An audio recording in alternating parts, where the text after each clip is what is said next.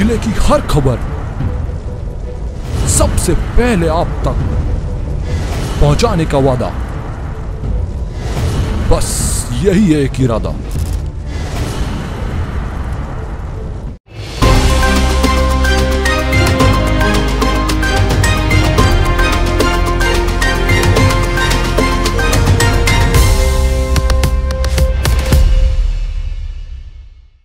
नमस्कार, आप देख रहे हैं पद्मेश 24/7 कृष्णा सेंडे के साथ। चलिए न्यूज बुलेटिन की शुरुआत करते हैं हेडलाइन से।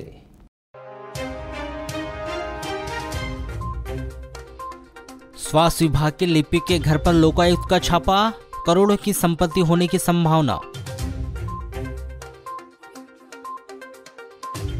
अंबेडकर अनुयायियों ने विरोध स्वरूप लांजी के पूर्व विधायक किशोर समृद्धि को पहनाई कॉन्डोम की माला। पंचायत एवं ग्रामीण विकास विभाग के हड़ताली कर्मचारी सहित मोर्चा के संघ के ब्लॉक अध्यक्षों पर अपराध दर्ज। 22 जुलाई से लापता 23 संविदा कर्मचारी को कारण बताओ नोटिस जारी, पद से पृथक किए जाने की चेतावनी। मनरेगा के मजदूरों की लगेगी ऑनलाइन हाजिरी, कार्य में पारदर्शिता लाने शासन ने बनाई योजना। कलेक्टर दीपक आर्य ने जिले के सभी 10 विकासखंड के स्वच्छ भारत मिशन के ब्लॉक समन्वयक एवं प्रधानमंत्री आवास योजना ग्रामीण के ब्लॉक समन्वयक को कारण बताओ नोटिस जारी किया है कि 22 जुलाई 2021 से उनकी निरंतर अनुपस्थिति के कारण क्यों न उनके विरुद्ध अनुशासनात्मक कार्रवाई की जाए और उन्हें पद से पृथक करने की कार्रवाई की जाए। ब्लॉक समन्वयकों को 2 दिनों के भीतर अपना स्पष्टीकरण प्रस्तुत करने के लिए कहा गया है। समय सीमा में संतोषजनक स्पष्टीकरण प्रस्तुत नहीं करने पर उनके विरुद्ध संविदा सेवा शर्तों के नियमों के अनुसार पद से पृथक करने की एक पक्षीय कार्रवाई की जाएगी। इस प्रकार जिला पंचायत के स्वच्छ भारत मिशन के जिला समन्वयक रंजीत पटले, आजीविका मिशन के जिला परियोजना प्रबंधक ओम प्रकाश बेदुआ एवं परियोजना अधिकारी विकास रघुवंशी को भी कारण बताओ नोटिस जारी किया गया है और 1 दिन के भीतर अपना स्पष्टीकरण प्रस्तुत करने के लिए कहा गया है, अन्यथा उनके विरुद्ध भी पद से पृथक करने की कार्रवाई की जाएगी। वारासोनी पुलिस ने बुधवार को चोरी के आरोपी दुर्गेश नागोसे को गिरफ्तार कर न्यायालय के समक्ष पेश किया, जहां से न्यायालय ने उसे जेल भेज दिया है। पुलिस के अनुसार प्रार्थी गजेंद्र पांडे उम्र 33 वर्ष निवासी वार्ड नंबर 1 सम्राटनगर अपने घर में ताला लगाकर किसी कार्य से बाहर गांव गया था। वार्ड नंबर 1 सम्राटनगर निवासी 28 वर्षीय दुर्गेश नागोसे ने 2 अगस्त को रात में गजेंद्र पांडे के घर का ताला तोड़कर सुने मकान में जेवरात व नकदी रुपए न मिलने पर घर में रखा गैस चूल्हा, गृहस्थी के बर्तन, प्लास्टिक के डिब्बे सहित घर का अन्य सामान चोरी कर फरार हो गया। पुलिस ने प्रार्थी की रिपोर्ट पर अपराध पंजीबद्ध कर प्रार्थी के घर का निरीक्षण कर मामला जांच में लिया और आरोपी की सरगर्मी से पतासाजी की जा रही थी। तभी पुलिस को मुखबिर ने बताया कि दुर्गेश नागोसे के द्वारा उक्त चोरी की गई है, जिस पर पुलिस ने आरोपी दुर्गेश नागोसे को वार्ड नंबर 5 से गिरफ्तार कर थाने में लाकर पूछताछ की गई तो उसने अपना जुर्म कबूल लिया है। आय से अधिक संपत्ति होने की शिकायत मिलने पर बुधवार की अल सुबह करीब 5 बजे लोकायुक्त जबलपुर की टीम ने स्वास्थ्य विभाग के सहायक ग्रेड 3 लिपिक वार्ड नंबर 3 गौशनगर निवासी अब्दुल कादर फखरुद्दीन रजा के घर पर छापामार कार्रवाई की गई। आपको बताया कि दोपहर 12 बजे तक की गई छानबीन में लोकायुक्त की टीम को 17 बीमा पॉलिसी, 3 मकान, 5 रजिस्ट्री, 3 प्लॉट, सोने चांदी के जेवरात सहित करोड़ों रुपए की संपत्ति हाथ लगी। यह तमाम संपत्ति स्वयं कादर फखरुद्दीन रजा, उनकी पत्नी और उनके परिवार के सदस्यों के नाम पर है, जिसके बारे में टीम पूछताछ कर रही है। बताया जा रहा है कि यह कार्रवाई गोपनीय शिकायत के आधार पर की गई है, जो अब भी जारी है, जिसमें अन्य खुलासा होने की बात कही जा रही है। बताया जा रहा है कि लोकायुक्त की टीम को गोपनीय शिकायत मिली थी कि स्वास्थ्य विभाग सहायक ग्रेड 3 के पद पर पदस्थ अब्दुल कादर फखरुद्दीन रजा के पास आय से अधिक संपत्ति है, जिन्होंने शासकीय राशि का दुरुपयोग कर आलीशान घर, बैंक बैलेंस, सोने चांदी के जेवरात सहित अन्य प्रॉपर्टी के कागजात संजो के रखे हैं, जिसकी जांच के लिए लोकायुक्त की टीम मंगलवार देर शाम बालाघाट पहुंच चुकी थी, जहां शाम से ही वार्ड नंबर 3 गौशनगर स्थित अब्दुल कादर फखरुद्दीन रजा के घर की रेकी कर रही थी। बुधवार की सुबह लगभग 4:30 बजे जैसे ही मुख्य लिपिक फर्ज नमाज पढ़ने के लिए जामा मस्जिद पहुंचे, उसके तुरंत बाद लोकायुक्त की टीम उनके घर में दबिश देने पहुंच गई और कागजातों की तलाश लेने लगी, जहां दोपहर तक की गई जांच पड़ताल में टीम को करोड़ों रुपए की संपत्ति हाथ लगी है। गोपनीय शिकायत पुलिस संगठन में की गई थी, जिसका सत्यापन लगातार किया जा रहा था। आज सत्यापन के बाद श्री कादर फकरुद्दीन जो सहायक ग्रेड 3 CMHO कार्यालय बालाघाट में पदस्थ है, इनके घर पर तलाशी की कार्रवाई की गई है और तलाशी कार्रवाई अभी जारी है। अभी तक जो प्रारंभिक रूप से इनके पास 17 बीमा पॉलिसियां निकली हैं, 3 मकान इनके निकले हैं और 5 रजिस्ट्रियां निकली हैं भूमि की, 3 प्लाट इनके पास पाए गए हैं, सोने चांदी के जेवर भी पाए गए हैं, जिनका भी जांच की जा रही है।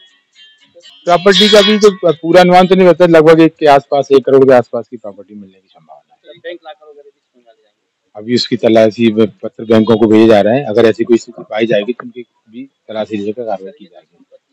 नहीं, इनके नाम की, इनके परिवार के नाम की, इनकी पत्नी के नाम की, मुख्यतः सभी संपत्तियां जो है इनके और इनके पत्नी के नाम की है।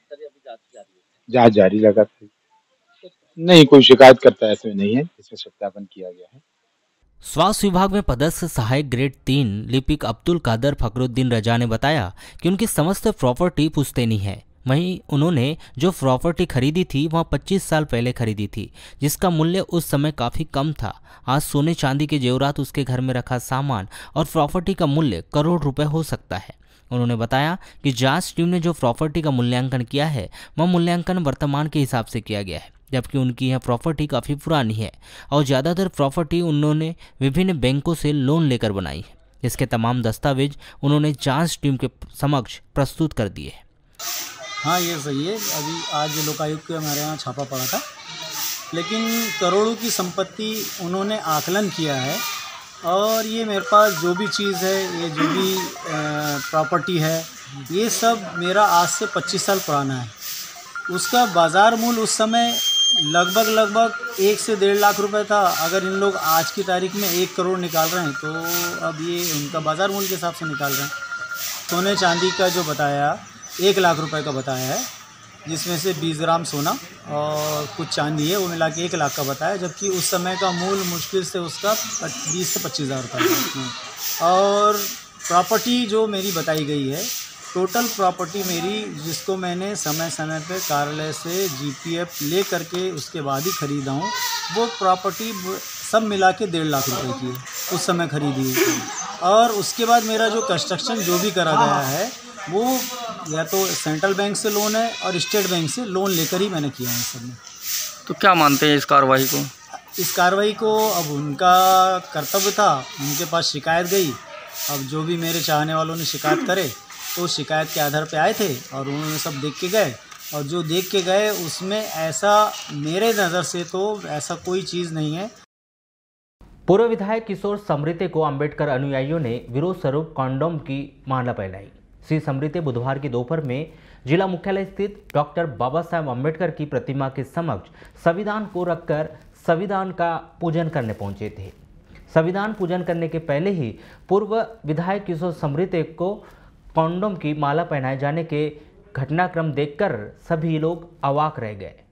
आपको बताया कि पूर्व विधायक श्री समृते के द्वारा बाबा साहब को संविधान के प्रति भेंट किए जाने का कार्यक्रम कुछ दिन पहले से ही निर्धारित था तथा उसी कार्यक्रम के तहत नगर के वे अंबेडकर चौक में पहुंचे थे। श्री समृते के आने के पूर्व से ही आधा दर्जन से अधिक अंबेडकर अनुयायी पहुंच गए थे। प्रतिमा स्थल के समक्ष पूर्व विधायक किशोर समृते के पहुंचते ही अंबेडकर अनुयायियों ने उन्हें कॉन्डोम की माला पहनाने की बात कही, जिसका श्री समृते ने किसी प्रकार से विरोध नहीं किया और उसके पश्चात अंबेडकर अनुयायियों ने श्री समृते को कॉन्डोम की माला पहनाई।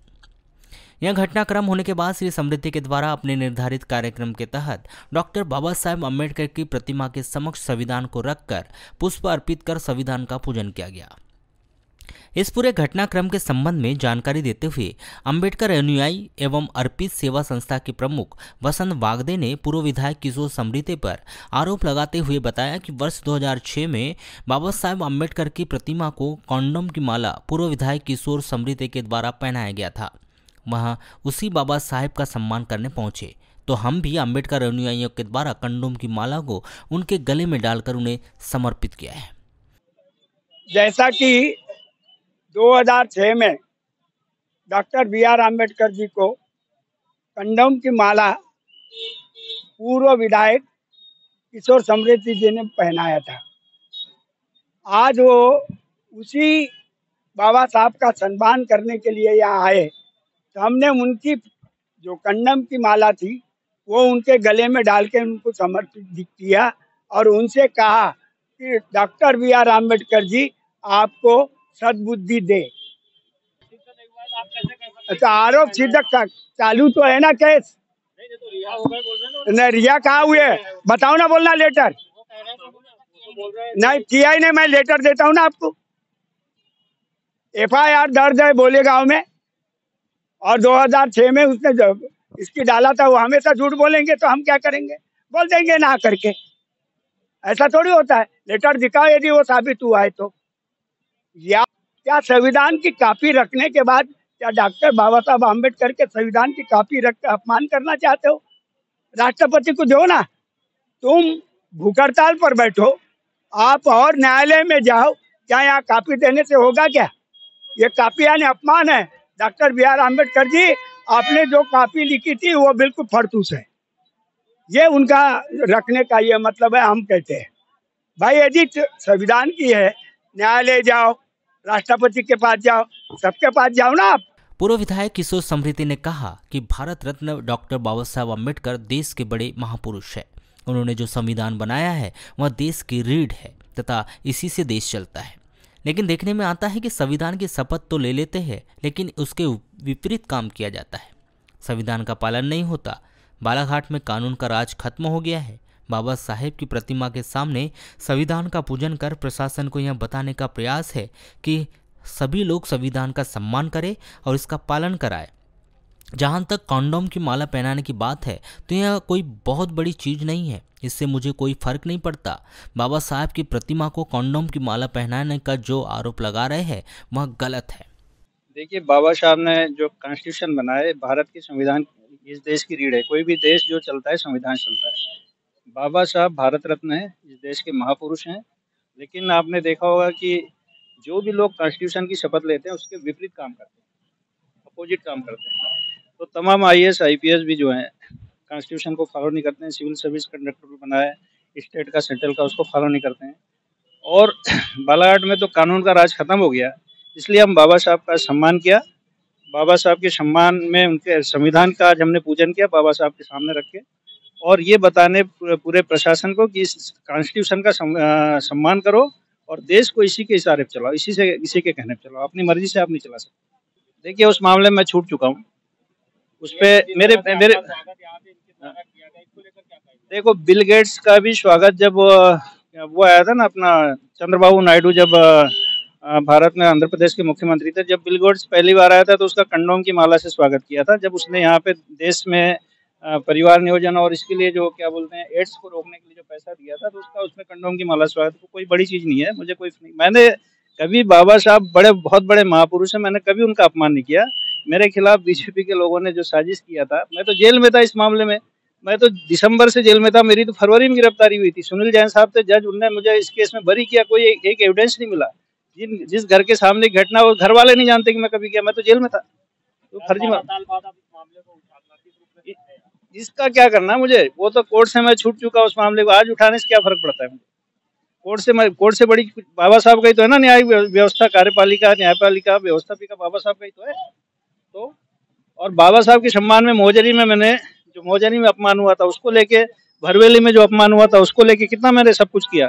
जब MLA बना, सबसे ज्यादा मैंने बाबा साहब के स्टेचू के लिए मैंने सबसे ज्यादा मदद किया, सबसे ज्यादा विधायक निधि मैंने दी। तो ये तो आरोप है, चलते रहता राजनीति में।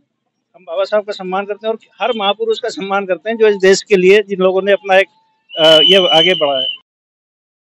भूस्वामियों की विभिन्न समस्याओं का निराकरण करने, छोटे भूखंडों के नक्शे, पंजीयन, भूस्वामी ऋण पुस्तिका बनाने और पूर्व की तरह विजिट रजिस्ट्री का प्रावधान करने सहित अन्य मुद्दों को लेकर बुधवार को भूस्वामी प्रॉपर्टी एवं ब्रोकर एसोसिएशन की एक अहम बैठक का आयोजन किया गया। नगर के भटेरा चौकी रोड स्थित होटल में आयोजित इस बैठक में भूस्वामी और भूमि से जुड़े शासकीय दस्तावेज संबंधित विभिन्न समस्याओं पर विचार विमर्श किया गया। वहीं भूस्वामी की विभिन्न समस्याओं का शासन प्रशासन के सहयोग से निराकरण करने का निर्णय लिया गया। भूस्वामियों की जो छोटी छोटी जो समस्याएं रहती हैं, हम लोग संगठन के माध्यम से शासन प्रशासन से उनके समस्या को निराकरण कर सकें और जनहित में जो आवश्यक है शासन का सहयोग मिल सके और इनकी समस्या का निराकरण हो सके। इस उद्देश्य को लेकर के इस संगठन, जैसे छोटे जिनकी जमीनें हैं, भूखंड है, उसमें अभी लोगों को नक्शे नहीं मिल पाते, कईयों को में से काम रुका हुआ है, पंजीयन बुकें नहीं मिल पा रही, उनकी पुस्तिका नहीं मिल पा रही है। यहाँ पर विजिट रजिस्ट्री का प्रावधान जो पूर्व में था, जब से ऑनलाइन रजिस्ट्रियां हुई हैं वो बंद हो चुकी हैं। यहाँ पर आपका जो छिंदवाड़ा जो ऑफिस है अपना टाउन एंड कंट्री प्लानिंग का, वो बालाघाट में खुले, मंडला में है, छिंदवाड़ा में है, छोटे छोटे शहरों मध्य प्रदेश में खुल चुका है। हम चाहते हैं बालाघाट जैसा शहर अभी। भारतीय रेलवे ने आम आदमी की सुविधा के लिए ई टिकट को प्रचलन में लाया, लेकिन यह धीरे धीरे टिकट की कालाबाजारी करने वालों के लिए अवैध कारोबार बनता जा रहा है। आरपीएफ की टीम ने रेलवे ई टिकट की दलाली करने वाले एक आरोपी को गिरफ्तार किया है, जिसके पास से रेलवे पुलिस ने 8,510 रुपए की 26 ई टिकट जब्त की है।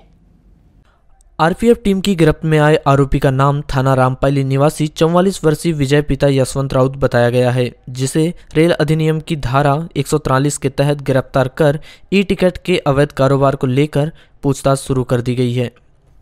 आरपीएफ से मिली जानकारी के अनुसार आरोपी विजय आईआरसीटीसी का अधिकृत एजेंट नहीं है, जिसके बावजूद भी वह ई टिकट का लंबे समय से अवैध कारोबार कर धन अर्जित कर रहा था। आरोपी ने स्वयं 3 अलग अलग पर्सनल आईडी बनाई थी, जिससे वह ई टिकट बुक करता था और प्रति टिकट ग्राहकों से 20 से 25 रुपये अतिरिक्त चार्ज वसूल करता था, जिसकी शिकायत मिलने पर आरपीएफ बालाघाट द्वारा उक्त कार्रवाई कर आरोपी को गिरफ्तार किया गया है। प्रथम अपर सत्र न्यायाधीश मनोज कुमार तिवारी की अदालत ने एक 25 वर्षीय विकलांग लड़की के साथ दुष्कर्म करने के आरोप में आरोपी श्यामलाल मोरदवे 38 वर्ष को आजीवन कारावास से दंडित किया है। यह घटना लांजी थाना क्षेत्र के अंतर्गत आने वाले ग्राम कोरजा की है। अदालत ने इस आरोपी को आजीवन कारावास के अलावा अन्य धाराओं के लिए अपराध से भी दंडित किया है। अभियोजन के अनुसार 25 वर्षीय लड़की के परिजनों ने दुष्कर्म की घटना की रिपोर्ट लांजी थाना में की थी, जहां पर श्यामलाल मोरदेवी पर अपराध दर्ज कर गिरफ्तार किया गया था।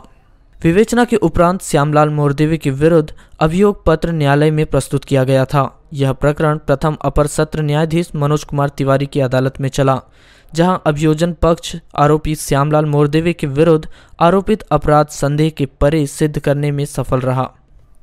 प्रथम अपर सत्र न्यायाधीश मनोज कुमार तिवारी की न्यायालय द्वारा निर्णय पारित किया गया। निर्णय में विद्वान न्यायालय ने आरोपी श्यामलाल मोरदेवी को दोषी पाते हुए उसे धारा 376 के अपराध में आजीवन कारावास और 2,000 रुपये जुर्माना लगाया है।